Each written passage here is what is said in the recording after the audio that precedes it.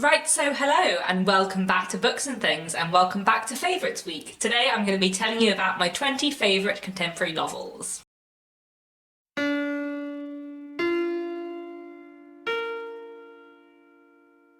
I'm using the term contemporary a bit loosely. All of these books were published in the 21st century, I believe, except for one, which was published in the late 20th century, but I still feel like it kind of belongs on this list. In this list are 20 books that I absolutely love. Some of these books I have loved for a long time, some of these books are fairly new to me. In fact, there are 4 books on this list which I read during 2021, which gives you a little bit of a sneak peek to my favourite books of 2021 video coming in a few months. I don't know whether I will still love these books in the same way in 4 or 5 years' time, who knows. But right now they feel like they deserve a place in a list of my favourite contemporary novels, so I'm putting them in here for now and we'll go with it. But that's probably enough ramble in a video that is already going to be quite long, so let's get into the books. At number 20, I have Radiance by Catherine M. Valente. This is a weird and wonderful novel that I completely love. It is set in an alternative 20th century where space travel has been discovered and facilitated, and people live on various planets within the solar system. It's sort of like sci-fi noir, I suppose, is maybe the best way to describe it. And we're following various characters, including a woman who was a filmmaker and who has gone missing on a particular planet, and people are trying to find out where she has gone and what happened to her. It's also told in a very unusual sort of fragmentary narrative style with film transcripts and diary entries as well as prose. It's completely bizarre, but it is absolutely wonderful, and how Catherine M. Valente manages to create such fantastic characters and give you such wonderfully emotional moments while also writing this incredibly unusual world in this incredibly unusual way is just fantastic, and I love it. At number 19, I have Mr. Loverman by Bernardine Evaristo. This is a novel that I read earlier this year and absolutely fell in love with. This tells the story of a man called Barry. He is in his 70s, I think. He was born in Antigua, but he's lived in England for a very long time, and he has been married for a very long time too. But he has also, even longer than he has been married, been having a relationship with his best friend, a man called Morris. Mr. Loverman is wonderful because the characterization is truly incredible. I feel like the characters in Mr. Loverman are some of the most fully developed, well-created characters I have ever read. And I love that it is both incredibly moving and powerful and looks at some really deep and complicated things while also being hilarious, absolutely hilarious. I highly recommend the audiobook especially. I think that probably adds to the humour. And I love how Barry is such a complicated character where sometimes you are so cross with him because at times he is not a nice person, and he has all kinds of prejudices within him, but at the same time he is complicated and he is charming, and he has had this, massive secret that he's been keeping all his life, and you do find yourself hugely rooting for him and Morris, and it's just wonderful. At number 18, I have Goodbye Zugami by Madana Yoshimoto. I've actually just realised that this is also a 20th century book. The original Japanese novel was published in 1989, although it wasn't translated into English until 2002. I love this novel. It is a beautifully written, complicated story about 2 girls who are cousins. Our narrator, Maria, has always lived in the shadow of her cousin Zugami. And Zugami is sort of not a very nice person in many ways, but you also really understand why Maria and the other people around her love her. And this book is basically about one summer where Zugami falls in love, and how Maria kind of watches that happen, and how that kind of changes her relationship with Maria. And at the same time, Zugami's health, which is always a little bit precarious, is deteriorating too. This is a fantastic novel. I love Banana Yoshimoto's writing so much. I think she writes beautifully, and I think her characterization is wonderful. I feel like Banana Yoshimoto writes about young girls on the cusp of becoming young women in a really fantastic, wonderful way. This is a wonderful coming of age story as well as being a great love story. I could go on about this for a while. I'll try not to. This is fantastic. I highly recommend it. At number 17, I have The Luminaries by Eleanor Catton. This is a absolutely massive book that is entirely worth its length and is truly wonderful. This is a historical fiction novel set in late 19th century New Zealand, and we're following a lot of characters, who are all kind of linked together by a series of unsolved crimes that are going on in a town, as well as being kind of linked together by the gold rush that is happening at this time. I love this book for a lot of reasons, partly because it is one of those books that just is so long that you live in the world with these characters for a really long time, and by the end of it you're just like fascinated by them all. I also think the characterization here is fantastic, and the fact that this book manages to be about so many characters and you to really find yourself invested in them all is fantastic. I love the way this looks at the history of the time period and the way it kind of weaves in strange things going on with like very real social issues at the time. I think it's a wonderful, wonderful book, and I just, yeah, highly, highly recommend it. At number 16, I have another giant tome historical fiction novel, and that is Jonathan Strange and Mr. Norrell by Susanna Clarke. This is another book that I read earlier this year and adored hugely. This is a very long book, and again, one that is just worth its length. This is set in an alternative version of early 19th century Britain, and in this world there has previously been magic, but magic has sort of died away in England, and suddenly two new magicians emerge into this world who have powers, and magic is kind of coming back and strange things start to happen. So it's sort of the story of these two great magicians, Jonathan Strange and Mr. Norrell, but really, and the reason why I love this book, is it's actually about all the rest of the characters around them. And I love the way that Susanna Clarke like uses magic in order to explore like actual 19th century society and like social problems and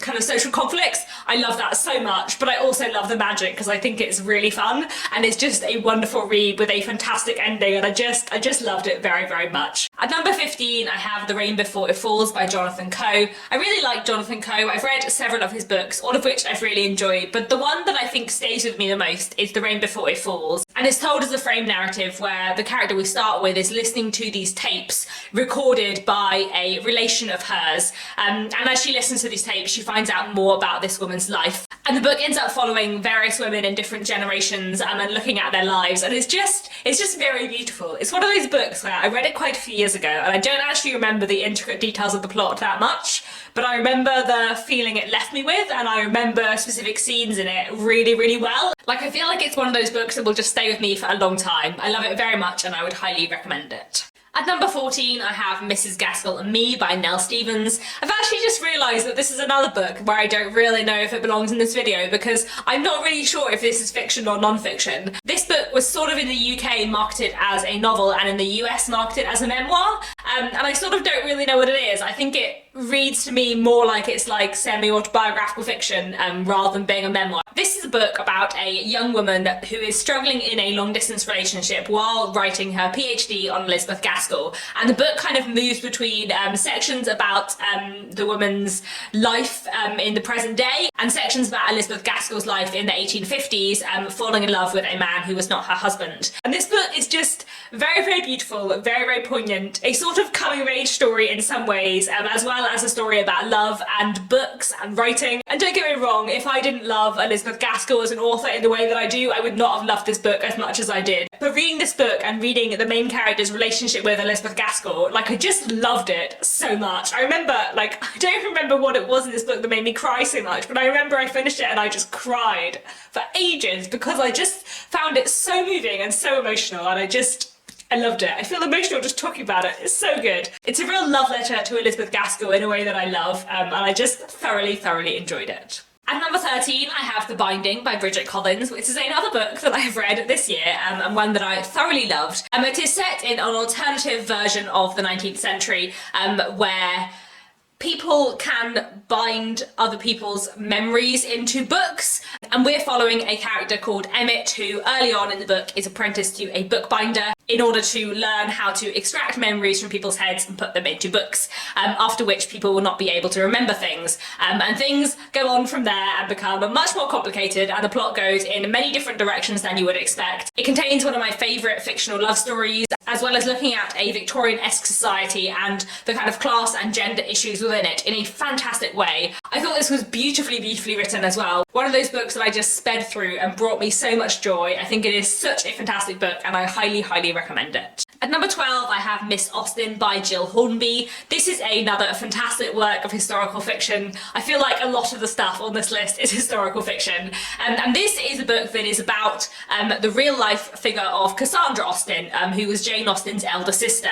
And this book takes place mostly in the 1840s, well into the Victorian period, when Jane Austen has been dead for a long time, and Cassandra Austen is kind of looking back on her life and reading her letters, thinking about her relationship with Jane Austen and also her relationship with various other people in her life. It is a book about grief, it is a book about being a woman in the 19th century, and it's also a book about like not being brilliant but still being important. Like, I don't really know how to explain this. The thing I love about this book is that it takes the sister of this incredibly famous woman who kind of, you know, rose above the position that was assigned to her in her life, and it looks at Cassandra's much more ordinary, quiet life, but also looks at how important that was, and like just gives Cassandra this like page space and time that I love.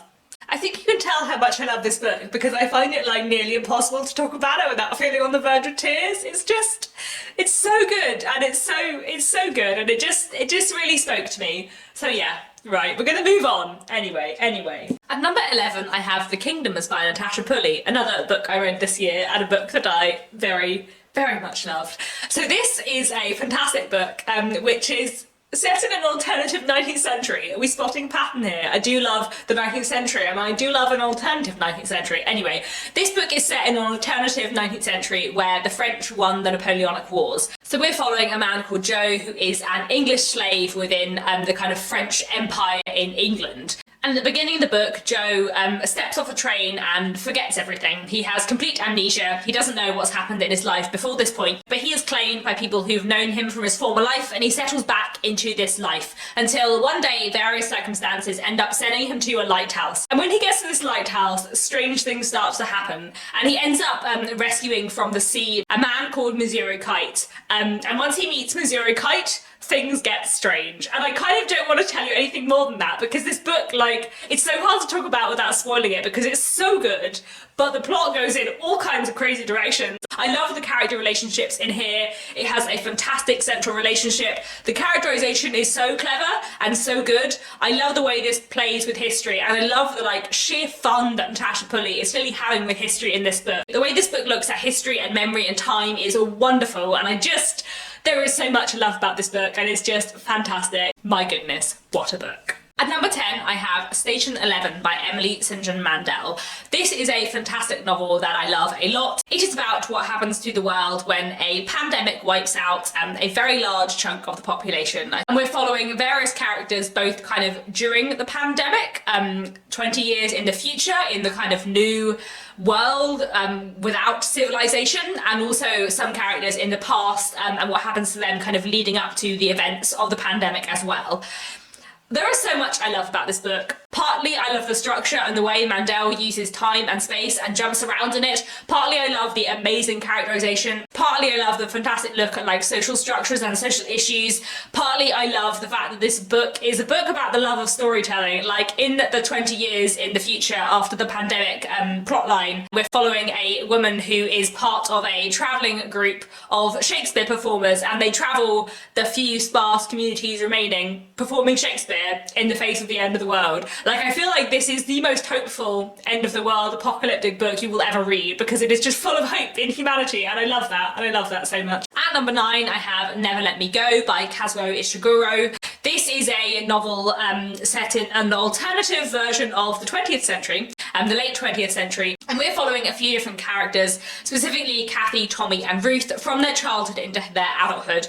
And in their childhood, these characters go to a school called Hailsham, which is not quite like ordinary schools, and their lives are not quite like the lives of ordinary people. I love this book for so many reasons. I love the characterization, I love the exploration of its themes in such a powerful, poignant way. I love the emotional moments in this so much. I love the narrative style, and I also love the way he uses music in this book. Never Let Me Go, as a phrase, comes from this song that Kathy loves.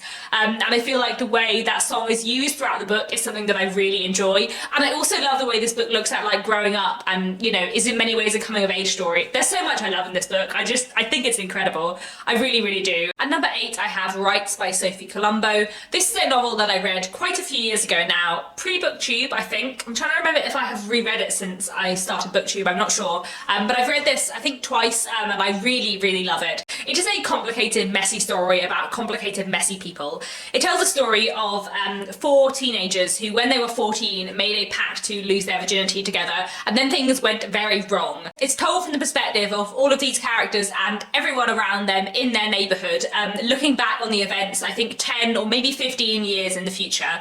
So it's this story told from the perspective of all of these different people, looking back on the events of one summer and what happened between these teenagers. It is messy and complicated and fantastic. Like, I think this book is written wonderfully, and the characterization and the complexities of this book is just fantastic. But I also love the narrative unreliability and the use of this wonderful narrative structure that works in such a fantastic way. At number 7, I have If Nobody Speaks of Remarkable Things by John McGregor. This is one of the more literary books on this list, but it's a book that I really love. It tells the story of something that happened on a particular street many years ago, and it tells the story in 2 different ways. So in half of the chapters we are following what happens to all of the various different characters on this street leading up to the event, and then every other chapter we're following one character specifically who is looking back on this event, and she in her mind is kind of like working back to the event. But really this book is all about the different characters on this street and their everyday lives. And this is written absolutely beautifully. Like, I feel like there is some of the most beautiful writing ever in here. Like, there's like 2 pages where John McGregor just describes rain, and in general I have like no patience for that kind of thing, but when John McGregor does it, I'm like, sure, yes, I will read 2 pages about rain, why not? It's so beautiful, it's so wonderfully written. Basically the point of this book is that it's about these people's unremarkable everyday lives for the most part, but the remarkableness of their unremarkable lives is beautiful, and I love that, and it's so good, and yeah. I love this very much. At number 6, I have The Wonder by Emma Donoghue. This is a wonderful work of historical fiction that I absolutely love. This is set in the Victorian Ireland, and it follows a woman called Lib, who is a nurse, and she is sent from England over to Ireland to keep watch on a little girl, Anna, who is 11 years old and claims that she has not eaten for weeks, months. She claims that she is able to stay alive without food, and Lib and one other woman are charged with watching Anna to see whether or not this is true, whether it is some kind of supernatural miracle or whether Anna is lying. This book is so tense and so dramatic and so clever. It's one of those books that like you really just feel completely invested in what's going on. It's all set over a really short space of time, and it feels like so claustrophobic and impactful, and really the tension and the pacing in this book is so fantastic, and you come to care for these characters in such a short space of time so much, and the relationship between Lib and Anna is done so well, and I love it. I love it very, very much. Then at number 5, I have Once Upon a River by Diane Setterfield. This is a truly wonderful, fantastic historical fiction novel set in the Victorian period, of course. So many of my favourite books are. And this book follows various different characters who are all connected by a mysterious event that happens at the start of this book, where a man and a small girl crash through the doors of a pub on the River Thames, and the man is injured but alive, and the girl appears to all intents and purposes to be dead, until a few minutes later, she's suddenly not. Nobody knows where this little girl has come from or who she is, and various characters kind of lay claim to her and claim that she is their daughter, their sister, etc. And we're basically following what goes on from there. I love this book so much. I love the way that it looks at storytelling. I love the way that it looks at family relationships. I love the way that it looks at Victorian society. I love the way that like hints of magic and folklore are used in this book. I love the way that this is, you know, beautifully, beautifully written. And I love the way that Diane Setterfield just creates her characters and weaves their plotlines together so well. At number 4, we have The Remains of the Day by Kazuo Ishiguro. So this novel was originally published in 1989. If I was being really strict, this should have probably belonged in the modern classics video I did yesterday, but it felt really weird to put Never Let Me Go and The Remains of the Day in different videos because they're by the same author, and Never Let Me Go was published in like 2005, I think. This is a historical novel set in the 1950s and the 1930s, and we're following a butler called Stevens. And in the 1950s, he has been sent by his employer on a holiday, and he travels around England thinking about his life, and specifically thinking about his life in the interwar period, working as a butler in a grand house, his relationship with the housekeeper there at the time, and also the complicated feelings he has towards his master. And this book is in part all about memory, which Ishiguro writes about so perfectly. It looks so much about like class and propriety and social changes over this period in time. You know, Stevens is a butler and he's living by this like code that he has for himself, but is his code as relevant now as it used to be, or was it ever really fit for purpose? Did it change his life? If he had lived by a different code, would he have been able to have a happier life? And it's so good. It's so good. I love it so much. There are so many things I could say about The Remains of the Day, but I won't go on forever. It is fantastic. I highly, highly recommend it. At number 3, we have another novel by Emily St. John Mandel, and that is The Lola Quartet. I love this book a lot. It is fantastic, and I highly, highly recommend it. The Lola Quartet tells the story of various different characters. We're partly following them when they're in their late 20s, but we're also following them when they're in their teens, because what links them together was the fact that they were in this jazz quartet at high school called the Lola Quartet, and it's about how their lives have changed since then, and also the things that still link them together. It's so fantastic. I love this book for so many reasons. I think it's a wonderful book about memory. I think it's a wonderful character study in so many ways. And I love the way this book talks about and looks at music. I really, really enjoy music used as a motif in novels, and this book does it so well. It's a beautifully written, fantastically developed, wonderful, wonderful novel. Another one I really want to reread, and yeah, such a great book. At number 2, my second favourite contemporary novel is The Watchmaker of Filigree Street by Natasha Pulley. This is a fantastic novel. It is a work of historical fiction set in the 19th century, and it follows a man called Faniel. Faniel is a clerk living a fairly ordinary life when one day he gets home and finds a watch, a pocket watch on his bed, and he doesn't know how it's got there, but somehow, a few weeks later, this pocket watch saves his life, and Faniel decides to try and work out who gave him this watch, and so he ends up finding the person who made the watch, a Japanese man living in Victorian London called Keita Mori, and everything goes on from there. I love this book so much for so many reasons. It is so entirely my kind of book. It looks at the world of the Victorian period in a fascinating way while also having some interesting things to say about Japanese history. It is full of clockwork in the like most fun, delightful way possible. It has my favourite love story in any book. Yeah, I'm gonna say that. My favourite love story in any book. And it also has like a little touch of magic, but like not too much, and just like the right amount to make the book even more poignant. And it looks at memory in a fascinating way. Like the way this novel explores memory, I love it. I love it. It's so poignant, it's so beautiful, the characterization is so good, and everything about it, I love it so much. But at number 1, my favourite contemporary book would have to be The 13th Tale by Diane Setterfield. This is a remarkable, wonderful book that I have loved for a very long time. This book has like all the things that I love in a book, basically. And actually, when I think about it, I'm not sure if this book just has all the things I love in a book, or that a lot of the things I love in books, I love because I love them in this book, and that made me want to find them in other books. This book tells the story of a woman called Margaret Lee, who is out of the blue contacted by a very famous writer, Vida Winter, who says that she wants Margaret to write her biography. And so Margaret travels across the country to meet this woman, Vida, who tells her the story of her life. And so Margaret listens as Vida tells her the story of 2 little girls, Emmeline and Adeline, growing up in the mysterious Angelfield house in a very complicated, dysfunctional family, and everything kind of goes on from there. I love this book for so many reasons. The frame narrative and the way this book looks at like narrative unreliability and storytelling, I love it so much. The way this book is heavily inspired by Victorian literature, especially the Brontes, is something I love. The plotting of this book is incredible. This book has my favourite twist in any book ever. The characterization is amazing, and the themes this book explores, like everything about it I love. The way that the kind of contemporary strand of the narrative and the historical strand of the narrative weave together, like this is everything that I love in a book, and I just adore it. It's just incredible. It's just fantastic. And I haven't even spoken about the fact that Margaret Lee grew up in a bookshop and only reads like antiquarian books, and at the beginning of the book there's just like her talking about how much she loves Victorian literature. Do you wonder why I love this book? I'm going to stop now because we could be here a while. Right. there we have it. Those are my favourite 20 contemporary novels. I feel like this video has been even longer than the ones I filmed so far for Favourites Week. So, you know, was it over ambitious of me to think I could talk about 20 books within a sensible space of time? Of course.